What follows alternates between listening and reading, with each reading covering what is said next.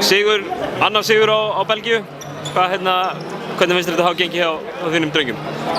Við erum bara einhvern veginn hægt og rólega að komast inn í þetta. Já. Við hefum kaflað sem við erum ágættir, sýnum svona spretti sem við eigum að sýna og svo á móti erum við ekki að spila vel.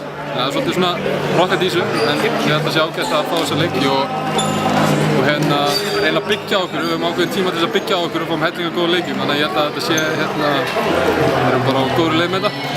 Eru þjálfararnir að prófa mikið, prófa sig áfram með ykkur, einhverja samsetningar og svona? Ég sá á einhverju tímapunkti að það voru 4 sem að ég myndi treysta til að koma upp með boltan inn á vellinum á sama tíma. Nákvæmlega, ég held að það líka sýnir bara hvers konar lið við erum.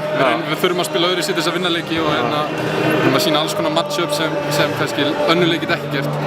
Það er kannski að þó að belgarnir séu ekki með sitt sterkasta lið, þá erum við að sýna að við getum verið með alls konar match-up og það getur gengið vel og gengið illa. Samkeppnin innan hópsins, nú sá ég bara alveg frá fyrstu mínútu þá eru þið bara á milljón, skilur við, þráttur þetta sé svona, já, þetta er náttúrulega æfinga og vináttuleikur en það virtist ekkert verið nein vinátta. Það er alls ekki vinátta, það kemur að því að koma sér í lið, það er blóðbarátta, við skiljum það að þú ert ekkert að fara að gera neitt einn, við spilum saman sér lið þráttur það að sé samkeppni innan liðsins á spott í liðinu, en samt sem áður þó að væri ekki eitthvað samkeppni, þá myndum við samt spila svona held ég. Þannig að ég held að við þurfum að spila svona. Kannski svona að samkeppninu og finni stöðu sem er svona, já, hún svona virðist vera mest krátið. Þetta er rétt ímyndaðir.